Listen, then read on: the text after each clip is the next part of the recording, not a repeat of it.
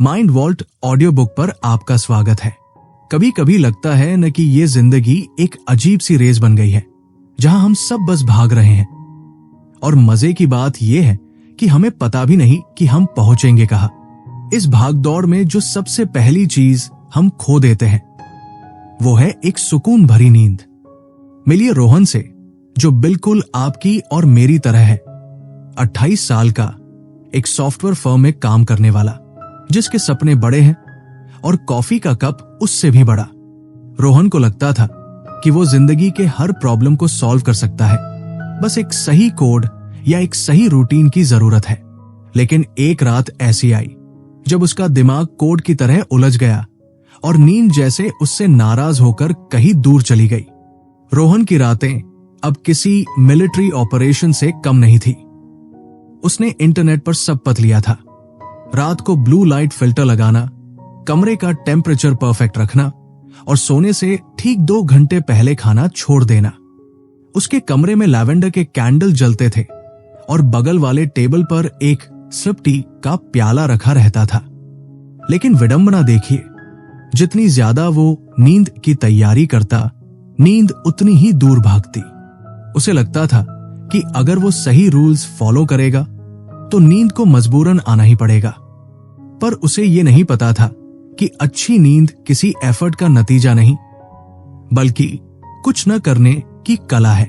जब रात के 2 बजते और रोहन छत को घूर रहा होता तो उसके दिमाग में एक अलग ही मेला लगा रहता। इसे हम अराइवल्स कह सकते हैं।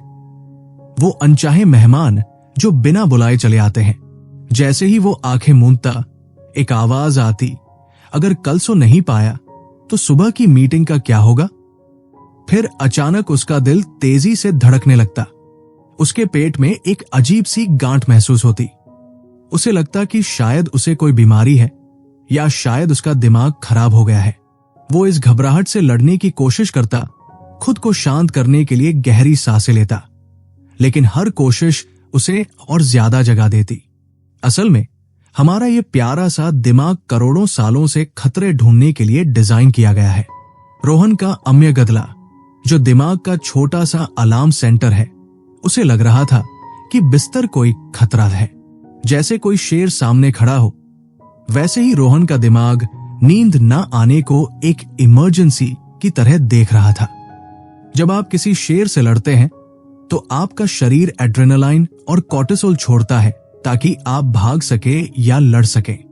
अब बेचारा रोहन बिस्तर पर लेटा है और उसका शरीर उसे पहाड़ चढ़ने के लिए तैयार कर रहा है। ये तो सरासर नाइंसाफी है ना? रोहन का एक रूममेट है, अमित। अमित बस बिस्तर पर गिरता है और 2 मिनट में खर्राटे लेने लगता है। रोहन ने एक दिन अमित से पूछा, भाई तू सोने के लिए क्या करता है? अमित ने कंधे उचकाए और कहा, कुछ नहीं, बस लेट जाता हूं। रोहन को लगा अमित मजाक कर रहा है, लेकिन यही कड़वा सच है। जो लोग आराम से सोते हैं वे कुछ नहीं करते। वे नींद को कंट्रोल करने की कोशिश ही नहीं करते। रोहन की सबसे बड़ी गलती यही थी कि उसने नींद को एक गोल बना लिया था जिसे हासिल करना है। उसने नींद को एक सिंहासन पर बैठा दिया था जहां तक पहुंचना अब उसके बस के बाहर लग रहा था। रात भर रोहन बार बार घड़ी देखता।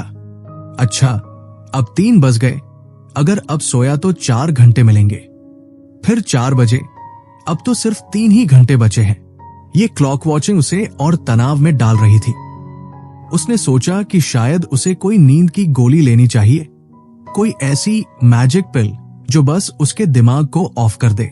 लेकिन समस्या ये थी कि वो गोलियां भी बस एक पट्टी की तरह थी, जो घाव को छुपाती है, उसे भरती नहीं। उसका बिस्तर अब आराम की जगह नहीं, बल्कि एक जंग का मैदान बन गया था जहां वो हर रात हार रहा था। एक शाम जब रोहन थकाहारा बालकनी में बैठा था, उसने देखा कि नीचे सड़क पर एक कुत्ता बड़ी चैन से सोया हुआ है। शोर शराबे के बीच भी उसे एहसास हुआ कि नींद तो एक नेचुरल प्रोसेस है, जैसे सांस लेना या दिल का धड़कना। क्या हमने कभी सोचा है कि आज मैं अपना दिल बहुत अच्छी तरह धड़काऊंगा? नहीं ना। तो फिर हम नींद के साथ ऐसा क्यों करते हैं? रोहन को समझ आने लगा कि उसकी कोशिश ही उसकी सबसे बड़ी दुश्मन है। वो जितना ज्यादा नींद को पकड़ने की कोशिश कर रहा था, वो मुट्ठी से रेत की तरह उतनी ही तेजी से फिसल रही थी। उसे लगा कि शायद अब समय आ गया है इस लड़ाई को छोड़ने का, इस कोशिश को विराम देने का। उसने सोचा, क्या होगा अगर मैं बस बिस्तर पर लेटूं और ये मान लूं कि आज नींद नहीं आएगी? क्या मैं उस जागने की अवस्था के साथ शांति से बैठ सकता हूं? यही वो छोटा सा मोड़ था जहां से रोहन की एक नई यात्रा शुरू होने वाली थी। अगली रात जब रोहन अपने बिस्तर पर लेटा तो उसने गौर किया कि उसका कमरा अब किसी लैबोरेटरी जैसा लग रहा था। खिड़की पर काले मोटे पर्दे यानी ब्लैकआउट ब्लाइंड्स लगे थे ताकि बाहर की एक किरण भी अंदर न आए। कान में ईयर प्लग्स ठूंसे हुए थे और पास ही एक महंगा नया मैट्रेस था जिसे उसने इस उम्मीद में खरीदा था कि शायद ये उसकी रातों को बदल देगा। उसे एहसास हुआ कि ये सब उसके एम्पलीफायर्स थे, वो चीजें जो वो नींद लाने के लिए करता तो था, लेकिन वे असल में उसकी बेचैनी को बढ़ा रहे थे। ये बिल्कुल वैसा ही था जैसे दलदल में फंसा इंसान जितना ज्यादा बाहर निकलने के लिए हाथ पांव मारता है, उतना ही अंदर धंसता जाता है। रोहन को समझ आया कि उसकी असली समस्या सिर्फ नींद न आना नहीं थी, बल्कि नींद न आने की वजह से होने वाली तड़प या स्ट्रगल थी। यहां उसने एक बहुत जरूरी बात सीखी, ओरिजिनल पेन और एम्पलीफाइड पेन के बीच का फर्क। ओरिजिनल पेन तो वो थी कि आज उसे नींद नहीं आ रही थी, लेकिन उस पर जो उसने डर, गुस्सा और चिंता की परतें चढ़ा दी थी, वो एम्पलीफाइड पेन बन गई थी, जो अब असली दर्द से कहीं ज्यादा बड़ी हो गई थी। उसने महसूस किया कि उसका बिस्तर अब एक कंडीशन्ड स्टिम्युलस बन चुका था, जैसे पावलोव के प्रयोग में वो घंटी थी जिसे सुनते ही कुत्ते के मुंह में लार आ जाती थी। रोहन के लिए बिस्तर पर सर रखना ही एक अलार्म की तरह काम करता था, जो उसके अम्यगदला को डेंजर का सिग्नल भेज देता था। उसका शरीर तुरंत फाइट और फ्लाइट मोड में चला जाता, उसकी धड़कनें तेज हो जाती और दिमाग में विचारों का बवंडर शुरू हो जाता। इस हालत में सोना नामुमकिन था। रोहन ने सोचा, क्या होगा अगर मैं इस डर से भागना छोड़ दूं? यहीं से उसने एक्सेप्टेंस का हाथ थामा, जिसका मतलब हार मान लेना या घुटने टेकना नहीं था, बल्कि ये स्वीकार करना था कि हां, इस वक्त मैं जगा हुआ हूं और ये ठीक है। ये एक बहुत बड़ी ताकत का काम था, क्योंकि बिना कुछ किए चुपचाप लेटे रहना सबसे मुश्किल काम होता है। रोहन ने एक नई तकनीक आजमाने का फैसला किया, जिसे माइंडफुलनेस कहते हैं। उसे लगा था कि इसके लिए उसे किसी सन्यासी की तरह बैठना होगा, लेकिन उसे पता चला कि ये तो बस अभी और यहीं में रहने की एक सरल सी कला है। उसने तय किया कि वो अपनी पांचों इंद्रियों या सेंसेस पर ध्यान देगा। रात के सन्नाटे में उसने आंखें मूंद कर गौर किया कि उसे क्या सुनाई दे रहा है। दूर कहीं सड़क पर चलती एक गाड़ी की आवाज, पंखे की हल्की सी सरसराहट। उसने बस इन आवाजों को सुना, उनके बारे में कोई राय नहीं बनाई। फिर उसने महसूस किया कि बिस्तर की चादर उसकी त्वचा पर कैसी लग रही है। वो खुरदरी है या मुलायम, गर्म है या ठंडी। इस छोटे से अभ्यास ने उसके दिमाग को भविष्य की चिंताओं से हटाकर वर्तमान के पलों में खींच लिया। तभी उसके दिमाग में एक विचार आया, कल काम पर बहुत बुरा होगा। पहले रोहन इस विचार से लड़ता था, लेकिन इस बार उसने इसे बस एक विचार की तरह देखा। उसने मन ही मन कहा, शुक्रिया दिमाग, इस विचार के लिए, और वापस अपना ध्यान अपनी इंद्रियों पर ले आया। उसने सीखा कि वो और उसका दिमाग दो अलग चीजें हैं। वो नोटिस है जो देख रहा है कि उसका थिंकिंग माइंड क्या क्या कहानियां बुन रहा है। जब हम किसी विचार को देखते हैं तो हम उसमें उलझते नहीं हैं। ये बिल्कुल वैसा ही था जैसे सड़क किनारे खड़े होकर गुजरती गाड़ियों को देखना, बिना उनमें सवार हुए। रोहन ने अपनी सांसों पर भी गौर करना शुरू किया। उसने सांसों को बदलने या गहरा करने की कोशिश नहीं की, क्योंकि वो फिर से कंट्रोल करने का एक तरीका होता। उसने बस ये देखा कि हवा कैसे उसकी नाक से अंदर जा रही है और कैसे बाहर आ रही है। जब भी उसका मन कहीं भटकता, वो बड़े प्यार से उसे वापस अपनी सांसों की लय पर ले आता। उसे समझ आया कि नींद कोई ऐसी चीज नहीं है जिसे किया जा सके, बल्कि ये वो चीज है जो तब होती है जब हम अपना रास्ता खुद छोड़ देते हैं और अपने दिमाग को बीच से हटा देते हैं। उसने महसूस किया कि जागते हुए भी शांति से लेटे रहना उसे ऊर्जा दे रहा था। उसने खुद से कहा कि अगर आज नींद नहीं भी आई तो कम से कम मैं आराम तो कर ही रहा हूं। यह एहसास उसे बहुत हल्का कर गया, जैसे किसी ने उसके कंधों से बहुत भारी बोझ हटा दिया हो। वो पहली बार अपनी रातों के उन डीमंस का सामना कर रहा था जिनसे वो सालों से भाग रहा था। और मजे की बात यह थी कि वे उतने डरावने नहीं थे जितना उसने सोचा था। रोहन की रातों में अब एक नया और गहरा बदलाव आने लगा था। यह बदलाव नींद आने की वजह से नहीं, बल्कि नींद न आने के प्रति उसके नजरिए की वजह से था। बिस्तर पर लेटते ही, जैसे ही अंधेरा कमरे को अपनी आगोश में लेता, रोहन के दिमाग में वो गैंग ऑफ मॉन्स्टर्स अपनी महफिल सजा लेते थे। एक मॉन्स्टर बड़े अधिकार से कहता, रोहन, अगर आज भी तुम नहीं सोए तो कल ऑफिस की प्रेजेंटेशन में तुम्हारी बेइज्जती पक्की है। दूसरा मॉन्स्टर पीछे से फुसफुसाता, अपनी शक्ल देखी है आईने में, तुम बीमार दिख रहे हो, शायद तुम्हें कोई गंभीर समस्या है।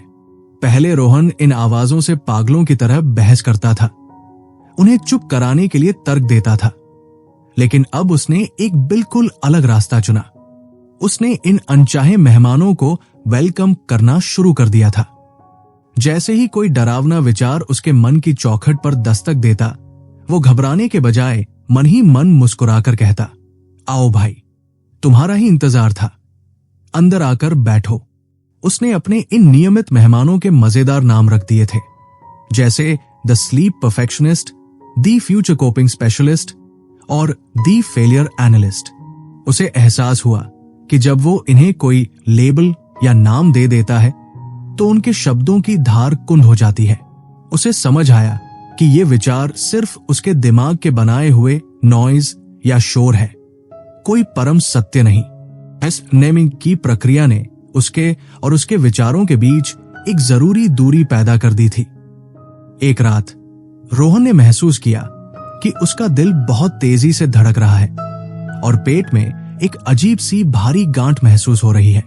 पहले वो इस एहसास को पैनिक अटैक समझकर डर जाता था, लेकिन इस बार उसने अपनी माइंडफुलनेस का इस्तेमाल किया। उसने अपनी आंखें बंद की और उस एहसास को एक वैज्ञानिक की तरह डिस्क्राइब करना शुरू किया। उसने खुद से पूछा, ये एहसास कहाँ है? उसने गौर किया कि ये तेज धड़कन सिर्फ एक शारीरिक कंपन है जो उसके सीने के बाईं ओर हो रहा है। उसने इसे किसी वस्तु की तरह देखना शुरू किया, मानो ये कंपन तपते हुए नारंगी रंग का है। इसका आकार गोल और सख्त है और ये किसी जलते हुए लट्टू की तरह तेजी से घूम रहा है। उसने इस एहसास को अपने अंदर दबाने के बजाय उसके चारों ओर बहुत सारी स्पेस या जगह बना दी। उसने कल्पना की कि ये जलता हुआ लट्टू उसके शरीर के अंदर एक बड़े ठंडे हॉल में आजादी से घूम रहा है। जैसे ही उसने लड़ना छोड़कर उस बेचैनी को अपने अंदर रहने की इजाजत दी, एक चमत्कार हुआ। वो एहसास अब उसे डरा नहीं रहा था। उसे याद आया कि उसका दिमाग तो बस उसे सुरक्षित रखने के लिए एड्रेनालाइन छोड़ रहा था, क्योंकि उसे लग रहा था कि बिस्तर कोई खतरा है। रोहन ने धीरे से कहा, शुक्रिया दिमाग, मुझे बचाने की कोशिश के लिए, पर अभी यहां कोई खतरा नहीं है, मैं बस आराम कर रहा हूं। रोहन को उस मिल्क वाली बात ने भी बहुत प्रभावित किया था। उसने सोचा कि अगर दूध शब्द को बार बार बोलने से वो अपना मतलब खो सकता है, तो इंसोम्निया क्यों नहीं? उसने अंधेरे में लेटे लेटे बुदबुदाना शुरू किया, इंसोम्निया, इंसोम्निया, इंसोम्निया। कुछ ही देर में वो भारी भरकम शब्द सिर्फ एक बेमतलब की ध्वनि बनकर रह गया। उसे खुद पर हंसी आने लगी कि वो इतने सालों से सिर्फ कुछ ध्वनियों और कल्पनाओं के साये से कितना खौफजदा था। अब वो बिस्तर पर लेटे हुए खुद को एक हेडमास्टर की तरह देखने लगा था, जो अपनी नाइट स्कूल की हाजिरी लगा रहा है। हाँ मिस्टर चिंता, तुम आ गए? बैठो। मिस धड़कन, तुम भी आ गई? चलो अपनी जगह ले लो। इस खेल खेल में रोहन ने एक बहुत बड़ी बात सीख ली थी, थकान से दोस्ती करना। अगले दिन जब वो ऑफिस में अपनी डेस्क पर बैठा था और उसकी आंखें भारी हो रही थी, तो उसने चिदने या कैफीन की शरण में जाने के बजाय उस थकान को महसूस किया। उसने मन ही मन कहा, हेलो थकान, आज तुम काफी हैवी महसूस हो रही हो। चलो आज साथ मिलकर ये रिपोर्ट पूरी करते हैं। उसे अब इस बात की फिक्र नहीं थी कि वो कैसा फील कर रहा है, क्योंकि उसने हर एहसास को एक पैसेंजर की तरह स्वीकार कर लिया था, जो उसके साथ बस में सफर कर रहा है, पर बस वो खुद चला रहा था। रोहन ने महसूस किया कि जब वो अपनी बेचैनी को डिस्क्राइब करता है, तो उसके दिमाग का तार्किक हिस्सा प्रीफ्रंटल कॉर्टेक्स सक्रिय हो जाता है, जो भावनाओं के तूफान को शांत कर देता है। अब रातें डरावनी नहीं थी, बल्कि एक ऐसी प्रयोगशाला थी जहां वो खुद के ही अनचाहे विचारों के साथ खेलना सीख रहा था। उसे अब इस बात का इंतजार नहीं था कि नींद कब आएगी, क्योंकि उसने जागने को ही अपना नया दोस्त बना लिया था। माइंड वॉल्ट ऑडियो बुक पर रोहन का ये सफर अब एक ऐसे पड़ाव पर पहुंच चुका है जहां जीत और हार के मायने बदल चुके हैं। रोहन को याद आया कि पिछले 2 सालों में उसने कितनी बार दोस्तों के साथ डिनर प्लान कैंसिल किया था, सिर्फ इसलिए क्योंकि उसकी पिछली रात खराब गुजरी थी। उसे लगता था कि अगर वो रात भर सोया नहीं है, तो अगले दिन बाहर जाना या मजे करना एक क्राइम होगा। वो अक्सर खुद को कमरे में बंद कर लेता, पर्दे गिरा देता और ये उम्मीद करता कि शायद दोपहर में एक छोटी सी नैप उसे बचा लेगी। लेकिन मजे की बात यह थी कि वो जितना ज्यादा आराम करने की कोशिश करता, उसकी रातें उतनी ही खोखली होती जाती।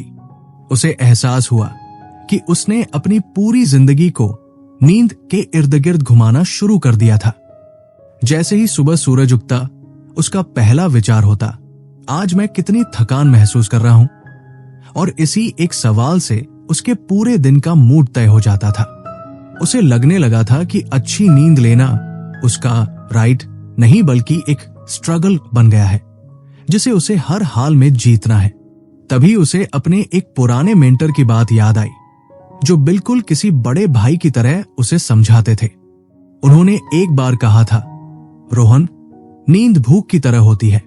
अगर तुम दिन भर बिस्कुट और चिप्स खाते रहोगे, तो रात के खाने के वक्त तुम्हें भूख कैसे लगेगी? रोहन को अपनी गलती समझ आने लगी। वो दिन भर बिस्तर पर लेटे रहकर या शाम को सोफे पर झपकी लेकर अपनी स्लीप एपेटाइट यानी नींद की भूख को खत्म कर रहा था। उसने तय किया कि अब से वो नींद का पीछा करना छोड़ देगा। उसने एक नियम बनाया, चाहे रात को वो 1 घंटा सोया हो या बिल्कुल न सोया हो, सुबह 7 बजे का अलार्म बजते ही वो बिस्तर छोड़ देगा। ये शुरुआत में बहुत दर्दनाक था। जब घड़ी की सुई 7 पर पहुंचती, तो उसकी आंखें जलन महसूस करती थी और शरीर भारी लगता था। उसका दिमाग चिल्लाता था, आधा घंटा और सो जाओ, क्या फर्क पड़ता है? लेकिन रोहन अब समझ चुका था कि ये आधा घंटा ही उसकी पूरी साइकिल को खराब कर रहा था। उसने गौर किया कि जब वो सुबह एक ही समय पर उठने लगा, तो धीरे धीरे उसके शरीर की इंटरनल क्लॉक सेट होने लगी। इसे स्लीप विंडो कहना गलत नहीं होगा। रोहन पहले रात को 9 बजे ही बिस्तर पर दुबक जाता था, इस उम्मीद में कि शायद जल्दी जाने से एक्स्ट्रा नींद मिल जाए। पर सच तो यह था कि वो घंटों सिर्फ करवटें बदलता रहता। अब उसने अपनी इस खिड़की को छोटा कर दिया। उसने तय किया कि वो रात 11:30 से पहले बिस्तर को हाथ भी नहीं लगाएगा। शुरुआत में यह मुश्किल था, क्योंकि रात 10 बजे के बाद उसे भयानक थकान महसूस होती, लेकिन उसने खुद को व्यस्त रखा। उसने उन किताबों को पढ़ना शुरू किया जो उसने सालों से अलमारी में सजा रखी थी। उसने पुरानी डायरी लिखी। उसने महसूस किया कि जब वो बिस्तर पर जाने के समय को लिमिट कर देता है, तो जब वो अंत में लेटता है तो उसका शरीर सचमुच नींद के लिए तैयार होता है। एक दिन ऑफिस में उसके कलीग ने पूछा, आज रात की क्या योजना है? हम सब मूवी जा रहे हैं। रोहन के मन में वही पुराना डर उठा, अगर मैं गया तो थक जाऊंगा और कल सुबह ऑफिस कैसे आऊंगा। पर इस बार उसने डर को मुस्कुराकर विदा किया। उसने हाँ कह दी। मूवी देखते वक्त उसे बीच बीच में थकान महसूस हुई, पर उसने उसे लड़ने के बजाय बस स्वीकार कर लिया। उसने देखा कि जब वो थकान के साथ दोस्ती कर लेता है तो वो उतनी भारी नहीं लगती। उसे समझ आया कि लिविंग योर लाइफ यानी अपनी जिंदगी को पूरी तरह जीना ही नींद की सबसे अच्छी दवा है। आप जितना ज्यादा खुश और एक्टिव रहेंगे, आपका शरीर उतना ही ज्यादा एडेनोसाइन नाम का केमिकल बनाएगा, जो रात को आपको सुलाने में मदद करता है। रोहन ने अब कैफीन और शराब जैसी चीजों का सहारा लेना भी कम कर दिया था, क्योंकि उसे एहसास हुआ कि ये चीजें नींद लाती नहीं, बल्कि उसे और भी नकली और उथला बना देती है। रोहन ने एक मजेदार बात नोटिस की। जब उसने नींद आने की शर्त पर अपनी जिंदगी जीना छोड़ दिया तो उसकी रातों का तनाव कम होने लगा। पहले वो सोचता था, आज सोऊंगा तो कल ऑफिस जा पाऊंगा। अब उसने सोचना शुरू किया, चाहे जैसा भी सोऊं, मैं कल ऑफिस जाऊंगा और अपना बेस्ट दूंगा। इस छोटे से बदलाव ने उसके दिमाग से उस भारी प्रेशर को हटा दिया। उसे लगने लगा कि वो अब अपनी जिंदगी का ड्राइवर है, न कि उसकी नींद। उसने अपने कमरे के उन भारी पर्दों को भी हटा दिया और सुबह की पहली किरण को अंदर आने दिया। वो सूरज की रोशनी उसके दिमाग को सिग्नल देती थी कि अब जागने का वक्त है। रोहन को अब अपनी रातों से डर नहीं लगता था, क्योंकि उसने सीख लिया था कि दिन को कैसे भरपूर जीना है। उसे लगने लगा था कि उसकी ये स्लीप जर्नी असल में खुद को फिर से खोजने की एक यात्रा बन गई है, जहां मंजिल से ज्यादा सफर खूबसूरत होता जा रहा था। हफ्तों की मेहनत और अपनी आदतों में छोटे छोटे बदलाव लाने के बाद जब रोहन को लगा कि अब सब कुछ पटरी पर आ गया है, तभी अचानक एक रात वैसी ही आई, अंधेरी, लंबी और बिल्कुल खामोश। उसे लगा था कि उसने नींद के रहस्य को सुलझा लिया है, पर उस रात करीब 2:30 बजे जब उसकी आंख खुली तो पुराने डर ने फिर से उसके सीने पर दस्तक दी। उसके दिमाग में एक आवाज गूंजी, देखा, तुम वापस वहीं पहुंच गए जहां से शुरू किया था। वो सब कुछ जो तुमने सीखा वो सिर्फ एक वहम था। रोहन को लगा जैसे वो किसी पहाड़ की चोटी से सीधे नीचे गिर गया हो। उसे गुस्सा आ रहा था, खुद पर और अपनी किस्मत पर। उसे लग रहा था कि उसने जितनी भी प्रगति की थी वो सब मिट्टी में मिल गई। इसे ही हम सेटबैक कहते हैं, और यकीन मानिए ये उस यात्रा का सबसे जरूरी हिस्सा है। उस रात रोहन के मन में फिर से वही पुराने सेफ्टी बिहेवियर्स जागने लगे। उसका जी किया कि वो उठकर गर्म दूध पी ले या फिर फोन उठाकर नींद के तरीके गूगल करने लगे। लेकिन तभी उसे याद आया कि ये तो वही पुरानी जालसाजी है। उसने खुद को समझाया कि रिकवरी कोई सीधी लकीर नहीं होती, बल्कि ये किसी घुमावदार रास्ते की तरह है। कभी आप ऊपर जाते हैं तो कभी थोड़े नीचे, लेकिन कुल मिलाकर आप आगे ही बढ़ रहे होते हैं। उसने महसूस किया कि अगर वो इस खराब रात से लड़ने लगा तो वो वापस उसी पुरानी जंग में फंस जाएगा।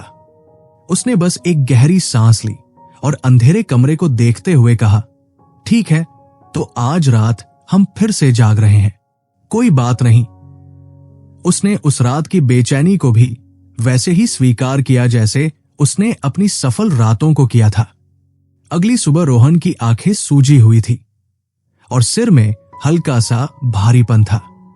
उस दिन उसके बचपन के दोस्त की शादी का एक बहुत बड़ा फंक्शन था। पुराने वाले रोहन ने शायद बहाना बनाकर मना कर दिया होता और पूरे दिन घर में पड़ा रहता, ये सोचकर कि मुझमें तो हिम्मत ही नहीं है। पर इस बार रोहन ने एक नया फैसला लिया। उसने सोचा, नींद मेरा फैसला नहीं करेगी कि मेरा दिन कैसा होगा। उसने ठंडे पानी से चेहरा धोया, अपने सबसे अच्छे कपड़े पहने और फंक्शन में जाने के लिए तैयार हो गया। ये वैल्यू बेस्ड लिविंग का एक बहुत बड़ा उदाहरण था, जहां आप अपनी भावनाओं, फीलिंग्स के आधार पर नहीं, बल्कि अपने मूल्यों, वैल्यूज के आधार पर जीते हैं। रोहन के लिए दोस्ती की अहमियत उसकी थकान से कहीं बड़ी थी। फंक्शन में शोर था, संगीत था और बहुत सारे लोग थे। बीच बीच में रोहन को झपकी जैसा महसूस होता या उसे लगता कि वो शायद गिर जाएगा, लेकिन उसने अपनी उस घबराहट को एक नाम दिया, मिस्टर टायर्डनेस। जब भी उसे थकान महसूस होती, वो मन ही मन कहता, हेलो मिस्टर टायर्डनेस, आप भी शादी एंजॉय कर रहे हैं ना? चलिए एक कप चाय और पीते हैं। उसने अपनी थकान को दुश्मन मानना छोड़ दिया था। मजे की बात यह थी कि जैसे जैसे वो महफिल में घुलता मिलता गया, वो भूल ही गया कि वो पिछली रात सोया नहीं था। उसने महसूस किया कि हमारी थकावट असल में शारीरिक से ज्यादा मानसिक होती है। जब हम सारा ध्यान अपनी थकान पर लगा देते हैं तो वो और बढ़ जाती है, लेकिन जब हम उस जिंदगी में डूब जाते हैं जिसे हम प्यार करते हैं, तो थकान बस एक बैकग्राउंड नॉइज बनकर रह जाती है। शाम को घर लौटते वक्त रोहन ने महसूस किया कि आज का दिन उसकी सबसे बड़ी जीत थी। उसने नींद को उसे बंधक बनाने की इजाजत नहीं दी थी। उसे समझ आया कि नींद का आना या न आना उसके हाथ में नहीं है, पर उस दौरान अपनी जिंदगी को भरपूर जीना पूरी तरह उसके बस में है। उसने सीखा कि अगर हम परफेक्ट रात का इंतजार करते रहेंगे तो हम अपनी आधी जिंदगी जीने से चूक जाएंगे। उसने अपने डायरी में लिखा, sleep is not the goal, life is. यानी नींद मंजिल नहीं है, मंजिल तो ये जिंदगी है। ये एहसास उसे एक अजीब सी आजादी दे गया। उसे अब इस बात की परवाह नहीं थी कि आज रात क्या होगा, क्योंकि उसे पता था कि चाहे जो भी हो, वो कल सुबह उठकर फिर से अपनी जिंदगी को गले लगाएगा। रोहन ने एक और दिलचस्प बात गौर की। जब उसने दिन को पूरी तरह जीना शुरू किया तो रात को उसका शरीर अपने आप उस एडेनोसाइन के दबाव से भर गया जिसके बारे में उसने पढ़ा था। उसकी स्लीप ड्राइव इतनी बढ़ गई थी कि अब उसका दिमाग और शरीर दोनों ही विश्राम मांग रहे थे, पर इस बार वो इस मांग को पूरा करने के लिए बेताब नहीं था। उसने बस चुपचाप बिस्तर पर सर रखा और उस अंधेरे के साथ शांति से लेट गया। उसे अब किसी परफेक्ट नींद की तलाश नहीं थी, उसे बस उस पल की शांति से प्यार हो गया था। उसे समझ आया कि जब हम जिंदगी से नहीं भागते तो नींद भी हमसे भागना छोड़ देती है। कई महीनों बाद रोहन एक सुबह अपने बिस्तर पर लेटा हुआ खिड़की से आती धूप को देख रहा था। उसे अचानक याद आया कि एक वक्त था जब वो इस धूप से नफरत करता था, क्योंकि ये धूप उसे याद दिलाती थी कि उसकी एक और रात जागते हुए गुजरी है। लेकिन आज वो बस मुस्कुरा रहा था।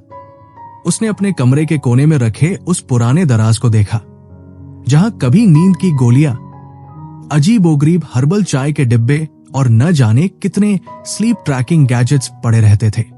अब उस पर धूल जम चुकी थी। रोहन को एहसास हुआ कि उसने इन सब चीजों को छोड़कर कुछ बहुत कीमती पा लिया था, अपनी आजादी। उसने सीखा कि नींद कोई ऐसी मशीन नहीं है जिसे फिक्स किया जा सके, बल्कि ये तो एक शर्मीली दोस्त की तरह है जिसे आप जितना ज्यादा पुकारेंगे वो उतना ही छुप जाएगी, और जिस दिन आप उसे बुलाना छोड़ देंगे वो चुपके से आकर आपके सिरहाने बैठ जाएगी। रोहन अब समझ चुका था कि उसके दिमाग के वो मॉन्स्टर्स यानी वो डरावने विचार कहीं गए नहीं थे। वे अब भी कभी कभी आते थे, पर अब उनके बीच का रिश्ता बदल गया था। अब जब उसे रात में घबराहट होती तो वो पसीने से तरबतर होकर उठ नहीं बैठता था। वो बस करवट बदलता और बड़े इत्मीनान से कहता, अरे तुम फिर आ गए, चलो आज फिर साथ में जागते हैं। इस एक छोटे से वाक्य में कितनी ताकत थी, इसका अंदाजा उसे पहले कभी नहीं हुआ। विलिंगनेस यानी सब कुछ महसूस करने की इच्छा ही उसकी सबसे बड़ी ढाल बन गई थी। उसने खुद को यह सिखा लिया था कि चाहे बेचैनी हो, थकान हो या डर, इन सब के साथ भी एक शांत और सार्थक जिंदगी जीना मुमकिन है। अब उसे किसी परफेक्ट रात का लालच नहीं था, क्योंकि उसने इम्परफेक्ट रातों के साथ संधि कर ली थी। उसे अपने बड़े भाई जैसे उस मेंटर की आवाज कानों में गूंजती महसूस हुई, जो अक्सर कहते थे, रोहन, ये जो तुम्हारा दिमाग है ना, ये एक तालाब की तरह है। जब तुम इसमें हाथ पांव मारते हो तो पानी गंदा हो जाता है और कीचड़ ऊपर आ जाता है, लेकिन जैसे ही तुम स्थिर हो जाते हो, कीचड़ अपने आप नीचे बैठ जाता है और पानी आईने जैसा साफ हो जाता है। रोहन को लगा कि उसने सालों तक उस तालाब को साफ करने की कोशिश में उसे और गंदा किया था। आज वो बस उस शांति का आनंद ले रहा था जो कुछ न करने से आती है। उसे अब इस बात से फर्क नहीं पड़ता था कि घड़ी में क्या समय हुआ है। उसने अपनी कलाई से वो फिटनेस बैंड भी उतार दिया था, जो उसे हर सुबह बताता था कि उसकी नींद का स्कोर क्या है। अब उसका शरीर ही उसे बता देता था कि उसे क्या चाहिए। एक शाम जब वो अपने बालकनी में बैठा था, उसने अपने एक दोस्त को फोन किया जो पिछले कुछ दिनों से काफी तनाव में था। रोहन ने उसे कोई लंबी चौड़ी एडवाइस नहीं दी, न ही उसे कोई नुस्खा बताया। उसने बस इतना कहा, दोस्त, बस ये याद रखना कि तुम अपनी भावनाओं से कहीं बड़े हो। ये जो तूफान तुम्हारे अंदर चल रहा है, ये तुम नहीं हो, ये बस तुम्हारे अंदर से गुजर रहा है। इसे गुजरने दो, इससे लड़ो मत। उसे खुद पर ताज्जुब हुआ कि उसने कितनी सहजता से ये बात कह दी। ये सब उस स्लीप बुक की फिलॉसफी ही तो थी, जो अब उसके खून में रच बस गई थी। उसने सीखा कि एक्सेप्टेंस सिर्फ नींद के लिए नहीं, बल्कि जिंदगी की हर मुश्किल के लिए एक जादुई चाबी है। अब रोहन के लिए रातें सजा नहीं, बल्कि एक सुकून भरा इंतजार थी। न सोने का इंतजार, बल्कि खुद के साथ रहने का इंतजार। वो कभी कभी अंधेरे में लेटा हुआ अपने शरीर की संवेदनाओं को महसूस करता। पैरों के तलवों की छुअन, पेट का धीरे धीरे ऊपर नीचे होना और अपनी धड़कन की आवाज। उसे लगने लगा था कि वो ब्रह्मांड की एक लय का हिस्सा है। उसे अब पता था कि अगर कल की रात खराब भी हुई तो भी दुनिया खत्म नहीं होगी। वो फिर उठेगा, सूरज की पहली किरण का स्वागत करेगा और अपनी जिंदगी को पूरी शिद्दत से जिएगा। उसका वो फियर ऑफ नॉट स्लीपिंग अब हमेशा के लिए खत्म हो चुका था, क्योंकि उसने उस डर की आंखों में आंखें डालकर उसे अपना लिया था। चलते चलते रोहन को लगा कि ये कहानी सिर्फ उसकी नहीं है, बल्कि हर उस इंसान की है जो अपनी ही परछाइयों से भाग रहा है। उसने महसूस किया कि असली चैन बिस्तर बदलने या दवाइयां लेने में नहीं, बल्कि अपने ही दिमाग से दोस्ती करने में है। वो अब एक गहरी, बिना किसी शर्त वाली शांति को महसूस कर रहा था। उसके चेहरे पर एक ऐसी संतुष्टि थी जो सिर्फ उस इंसान को मिलती है जिसने खुद को जीत लिया हो। उसने अपनी आंखें बंद की और ठंडी हवा के एक झोंके को महसूस किया। उसे पता था कि आज रात जो भी होगा वो अच्छा ही होगा। हम आशा करते हैं कि रोहन की ये यात्रा आपके जीवन में भी वही ठहराव और सुकून लेकर आएगी जिसकी तलाश में आप यहां आए थे। याद रखिएगा, आप अपनी चिंताओं से बहुत बड़े हैं और शांति हमेशा आपके भीतर ही मौजूद है। बस उसे थोड़ा सा स्पेस देने की जरूरत है। इस सफर में हमारे साथ जुड़ने के लिए आपका दिल से शुक्रिया। माइंड वॉल्ट ऑडियो बुक पर हम आपके लिए ऐसी ही कहानियां लाते रहेंगे जो आपके मन की गहराइयों को छू सके और आपको खुद से मिलवा सके। अब बस एक गहरी लंबी सांस लीजिए, अपने कंधों को ढीला छोड़िए और इस पल की शांति को महसूस कीजिए। शुभ रात्रि, अपना ख्याल रखिएगा।